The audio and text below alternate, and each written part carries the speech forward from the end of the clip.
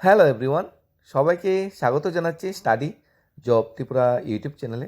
বিশেষ করে আমাদের ত্রিপুরা রাজ্যের সরকারি চাকরি প্রত্যাশী ভাই বোনদেরকে যারা প্রতিদিন বিভিন্ন গভর্নমেন্ট সেক্টরে জবের সন্ধান খুঁজে থাকে। আজকের ডেটে আমরা যে জব নোটিফিকেশনটা নিয়ে এসেছি সেখানে টোটাল ভ্যাকেন্সি আছে 39,421খানা। এখানে ন্যূনতম যোগ্যতা চাওয়া হয়েছে মাধ্যমিক পাস। পরীক্ষা কেন্দ্র আমাদের আগরতলা এবং পরীক্ষা যে ভাষা বা যেই ভাষা আমরা পরীক্ষা দিতে পারবো সেটা হলো বাংলা ভাষা। প্রথমত এক্সাম হবে, তারপর ফিজিক্যাল ফিটনেস, তারপর মেডিকেল, তারপর চাকরি। মানে 2024-25-এর সবচেয়ে বড় যদি নিয়োগ আমরা ধরি আমাদের, সেটা হলো এই নিয়োগ প্রক্রিয়াটা, যার জন্য আমরা এতদিন যাবৎ ওয়েট করছি। আমরা সবাই অনেকেই আছি যারা ফোর্স ডিপার্টমেন্টে জব করতে চাই, যেরকম আছে BSF, CISF, Assam rifle, CRPF, SSB, ITBF, আর এই ধরনের যে সেন্ট্রাল গভর্নমেন্ট সংস্থাগুলো আছে, মিলিটারি অর্গানাইজেশনগুলো, ওই ঘন্টার সবাই জব করতে চাই। তা একটা স্বপ্ন থাকে বা একটা ড্রিম থাকে, সেই স্বপ্নের বা ড্রিমের প্রথম যে ধাপটা সেটা চলে এসেছে এই বছরের কনস্টেবল জিডি, বিভিন্ন সেন্ট্রাল গভর্নমেন্ট অর্গানাইজেশনগুলোর এবং রাইফেলম্যান। এখানে টোটাল ভ্যাকেন্সি আমরা আগেই বলে দিয়েছি 39,000খানা ভ্যাকেন্সি আছে। অনলাইন অ্যাপ্লিকেশন অলরেডি শুরু হয়ে গেছে। লাস্ট ডেট 14 অক্টোবরের ভিতরে অনলাইন অ্যাপ্লিকেশনটা সেরে নিতে হবে। Online application last date 14 October sorry. এখানে এক্সাম যে হবে, এক্সামের যে শিডিউলটা সেটা বলা হয়েছে জানুয়ারি-ফেব্রুয়ারি 2025-এর দিকে এক্সামের শিডিউলটা হবে। এখানে বাংলা ভাষায় কিন্তু পরীক্ষা দেওয়া যাবে। বাংলা ভাষা ছাড়া আরও 13টা ল্যাঙ্গুয়েজে পরীক্ষা দেওয়া যাবে। এখানে তামিল, মালয়ালম, পাঞ্জাবি, উড়িয়া, গুজরাটি, আসামি। তারপর আমাদের যে মানে ভাষা সেটা হলো বাংলা, সে ভাষায় আমরা এখানে পরীক্ষা দিতে পারবো। প্রথমত physical standard test, physical efficiency test, detail medical fitness test, review medical examination, document verification, এগুলো কিন্তু এক্সামিনেশন পরে সবগুলো স্টেপ বাই স্টেপ হবে। এখন কোন ফোর্স ডিপার্টমেন্টে কয়টা ভ্যাকেন্সি আছে, কোনটার অনেকের অনেক ফোর্স ডিপার্টমেন্টের কাজ চাকরি করার স্বপ্ন থাকে। যেমন বিএসএফ বর্ডার সিকিউরিটি ফোর্স, এখানে ভ্যাকেন্সি আছে 15,654খানা। সিআইএসএফ সেন্ট্রাল ইন্ডাস্ট্রিয়াল সিকিউরিটি, এখানে আছে 7,145খানা vacancy. CRF central reserve police force, সেখানে আছে 11,541খানা ভ্যাকেন্সি। এসএসবি এখানে আছে 819খানা ভ্যাকেন্সি। ইন্দো তিব্বত পুলিশ যেটা আছে আইটিবিপি, সেখানে আছে 3,017খানা ভ্যাকেন্সি। আসাম রাইফেল সেখানে আছে 1,248খানা ভ্যাকেন্সি। এসএসএফ আছে 35খানা ভ্যাকেন্সি। আর এনসিবিতে আছে 22খানা ভ্যাকেন্সি। সব মিলে 39,421খানা এখানে ভ্যাকেন্সি বেরিয়েছে।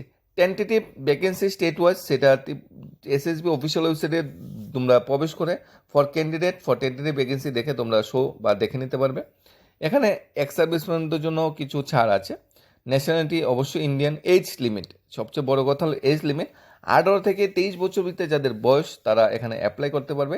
এসসি/এসটিদের ক্ষেত্রে 5 ইয়ার্স সিলেকশন আছে, ওবিসির ক্ষেত্রে 3 ইয়ার্স সিলেকশন আছে। অর্থাৎ তোমাদের বার্থ ডেট যদি 1/1/2002-এর পরে হয় এবং 1/1/2007-এর মধ্যে হয় তাহলে তোমরা অ্যাপ্লাই করতে পারবে। এখানে তোমাদের এই এক্স সার্ভিসম্যান বা ওবিসি বা তোমাদের এই এসসি হলে এখানে বয়সে ছাড় আছে। তারপর আমরা যদি দেখে নিই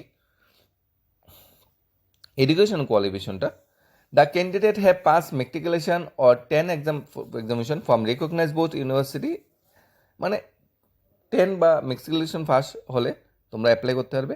অবশ্যই 1/1/2025-এর ভিতরে তোমার যদি সার্টিফিকেট চলে আসে, ঠিক আছে। 1/1/2025-এর ভিতরে কিন্তু মাধ্যমিক পাসটা, এখন যারা মাধ্যমিক পাস করোনি, অবশ্য মাধ্যমিকের রেজাল্ট তো সব শেষ, বছর পরীক্ষার রেজাল্টও শেষ। যারা পাস করে নিয়েছো, হায়ার কোয়ালিফিকেশন থাকলে কিন্তু এখানে অনার্সই অ্যাপ্লাই করে নিতে পারবে। এনসিসি সার্টিফিকেট থাকলে সি/এ/বি/সি ক্যাটাগরিতে, তাহলে তোমাদের কিছু পার্সেন্টেজ মার্কস এক্সামিনেশনে এক্সট্রা এখানে দেওয়া হবে।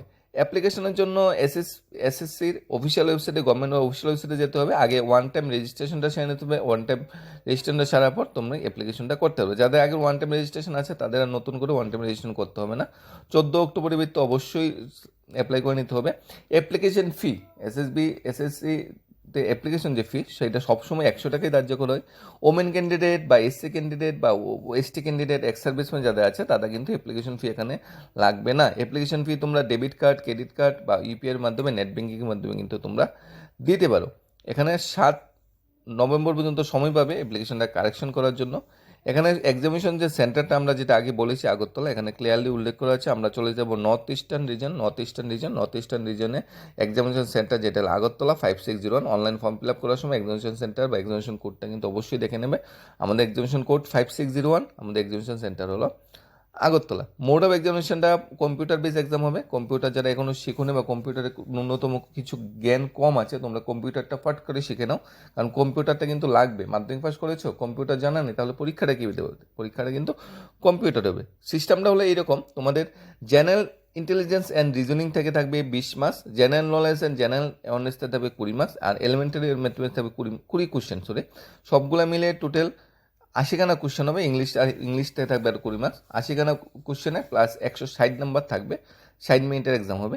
রিজনিংয়ে 20 মার্কস, তোমরা একটু প্র্যাকটিস করতে হবে। অঙ্কে সকালের যে বিদ্যালয় বা 1 to 5 যে এলিমেন্টারি ম্যাথমেটিক্স আছে, সেই ম্যাথমেটিক্স থেকে থাকবে 20 মার্কস, একটু প্র্যাকটিস করে নিতে হবে। জেনারেল নলেজ তো তোমরা স্টাডি করছো, ইংলিশটা তোমরা স্টাডি করছো, অঙ্কটা প্র্যাকটিস করো। একদম কোশ্চেনের প্যাটার্ন এত হার্ড হয় না, আর তোমরা যদি ভালোভাবে পড়াশোনা করো এটা অবশ্যই ক্র্যাক করতে পারবে। 60 মিনিটের সময় আছে। এক্সামিনেশন যে ল্যাঙ্গুয়েজ আমি আগেই বলেছি, এখানে বাংলা, বেঙ্গলি ভাষায় তোমাকে এখানে এক্সাম দেওয়ার অপরচুনিটি আছে। সেখানে কিন্তু তোমাদের নেগেটিভ মার্কিং আছে, প্রত্যেকটা বুলেন্সের জন্য 0.25, অর্থাৎ 4টা বুলেন্সের হলে 1 নাম্বার কিন্তু তোমার এখানে কাটা যাচ্ছে। কম্পিউটার বেস এক্সামিনেশন হবে। আগরতলা এক্সামিনেশন সেন্টার তোমাদের রাখা হয়েছে। আগরতলা তোমরা বসে পরীক্ষা দিতে হবে। আগরতলা সেন্টার বলতে তোমার ত্রিপুরা ইউনিভার্সিটি সেন্টার আছে, এনআইটিতে সেন্টার পড়ে, ইকফা ইউনিভার্সিটি সেন্টার পড়ে, অনেকগুলো ত্রিপুরাতে কম্পিউটার বেস এক্সামিনেশন সেন্টার আছে, সেগুলো তোমার সেন্টার পড়বে। জেনারেল নলেজ বা রিজনিং থেকে যে সিলেবাস, সেই সিলেবাস ক্রাইটেরিয়াটা এখানে খুব সুন্দরভাবে উল্লেখ করে দেওয়া হয়েছে। ফিজিক্যাল স্ট্যান্ডার্ড টেস্ট, যেটা তোমরা যদি পরীক্ষায় এক্সামিনেশন পাস করো, তাহলে তোমাদের ফিজিক্যাল স্ট্যান্ডার্ড টেস্ট হবে, ফিজিক্যাল এফিসিয়েন্সি টেস্ট হবে। যেমন রেস যেমন মেল ক্যান্ডিডেটকে 24 মিনিটে 5 কিলোমিটার দৌড়াতে হবে, ফিমেলদের 8.5 মিনিটে 1.6 কিলোমিটার দৌড়াতে হবে, ঠিক আছে। আর লাদাখ ক্যান্ডিডেটের জন্য, লাদাখ যারা বাড়ি তাদের জন্য কিছুটা ছাড় আছে। এখানে মেল যারা আছে হাইট 170 সেমি হতে হবে, ফিমেলদের 157 সেমি হতে হবে। আর তোমাদের হাইটে কিছু রিল্যাক্সেশন থাকবে এসসি ক্যাটাগরিতে বা অন্যান্য ক্যাটাগরিতে। চেস্ট যেটা আনএক্সপেন্ডেড 80 সেমি, আর মিনিমাম এক্সপেনশন হতে হবে 5 সেমি, অনলি ফর মেল ক্যান্ডিডেটের জন্য। Weight at par medical standard, তোমার যে হাইটের সাথে যে ওয়েটের যে রেশিওটা সেটা মিললেই এখানে চলবে। মেডিকেল এক্সামিনেশন হবে, ডকুমেন্ট ভেরিফিকেশন হবে, এটা একদম সবচেয়ে শেষ পর্যায়ে।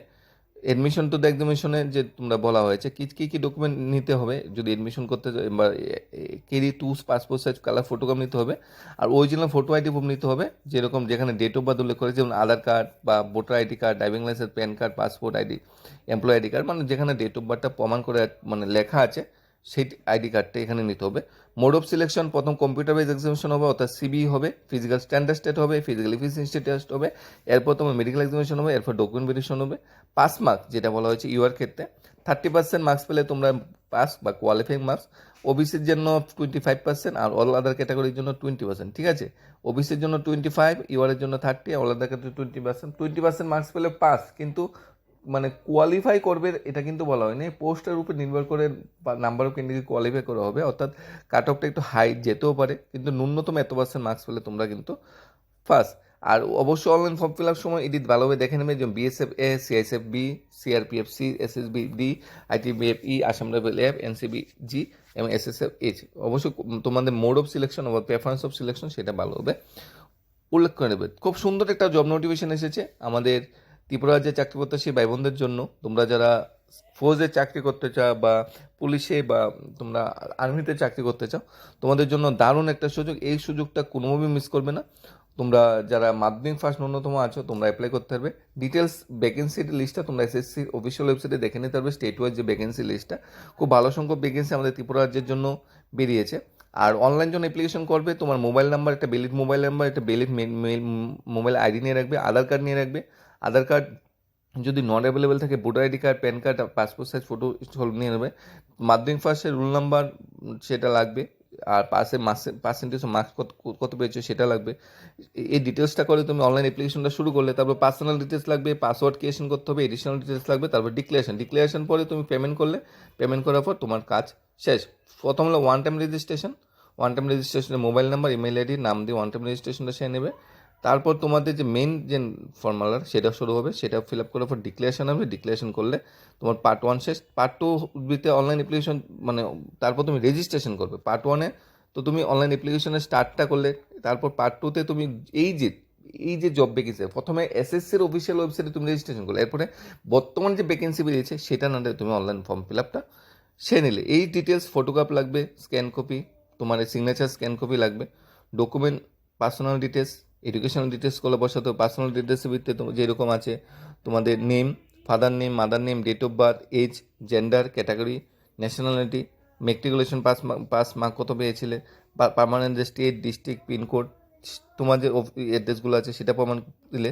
তারপর তোমার এডুকেশনাল ডিটেলস প্রমাণ করলে, high education, qualification, percentage, marks কত পেয়েছো সেটা তুমি প্রোভাইড করলে। তারপর এডিশনাল ডিটেলসের ভিত্তিতে তুমি এক্স সার্ভিসম্যান কিনা, তুমি এসছে কিনা, এজ রেজিস্ট্রেশন পাবে কিনা, সেগুলো তুমি ফিল আপ করলে। তারপর তুমি আপলোড করলে তোমার ফটো এবং সিগনেচারগুলো যেটা আছে তুমি সেটা আপলোড করে নিলে, ফটো অ্যান্ড সিগনেচার। তারপর রিভিউ করলে ফর্মটা সব ঠিকঠাক আছে না একবার চেক করে নিলে, চেক করার পর রিভিউ যদি সব ঠিকঠাক থাকে, তারপর তুমি ফাইনাল সাবমিশন যেটা আছে পেমেন্টটা, সেটা ডিক্লারেশন করে পেমেন্টটা সেরে নেবে। পেমেন্টটা সারার পর তোমার অ্যাপ্লিকেশন কমপ্লিট, এবং সিগনেচারগুলো কিন্তু খুব সুন্দরভাবে স্ক্যান করে আপলোড করবে, যাতে ধরুন কোনো প্রকার মিসম্যাচ না থাকে। ফটো দেখবে খুব সুন্দর করে আপলোড করবে, যেরকম এখানে চাওয়া হয়েছে। এই ছিল টোটাল ব্যাপারটা এসএসসি জিডি কনস্টেবলের। ভালো সংখ্যক ভ্যাকেন্সি বেরিয়েছে, আমরা অনেকে আছে প্রতি বছর শুধুমাত্র এই জব নোটিফিকেশনের জন্য ওয়েট করে থাকি। তাহলে তোমাদের সেই ওয়েট বা প্রত্যাখ্যার অবসান ঘটলো। তোমরা লাস্ট ডেটের অপেক্ষা করবে না, তোমরা যারা অ্যাপ্লাই করবে এর আগেই অ্যাপ্লাই করে নেওয়ার চেষ্টা করবে। লাস্ট ডেটে কিন্তু অনেকটা সার্ভার জাম হয়ে যায়, অনেকটা মানে দেরি হয়ে যায়। আর যদি তোমরা বেশি দেরি করো তাহলে এক্সামিনেশন সেন্টার কিন্তু আগরতলা নাও পড়তে পারে। আমরা ত্রিপুরা স্টেট কোঅপারেটিভ ব্যাংকের ক্ষেত্রে দেখেছি এক্সামিনেশন সেন্টার কিন্তু আসামে পড়েছে। অর্থাৎ যারা প্রথম ভাগে অ্যাপ্লাই করবে তাদের এক্সামিনেশন সেন্টারগুলো আগরতলা বা আগরতলার কাছে দিয়ে পড়ে যাবে। যারা পরে অ্যাপ্লাই করবে, আগরতলা যদি সেন্টার না থাকে, পার্শ্ববর্তী স্টেটে কিন্তু সেন্টার পড়তেই পারে। তাই খুব গুরুত্ব সহকারে খুব শীঘ্রই অ্যাপ্লিকেশনটা সেরে নিতে চেষ্টা করবে। কোনো কনফিউশন, ডাউট থাকলে অবশ্যই কমেন্ট করে জানাবে। তোমাদের ভবিষ্যতের শুভকামনা করে আমরা আজকে ভিডিওটা এখানেই শেষ করছি। ধন্যবাদ সবাইকে। Study job Tripura YouTube channel.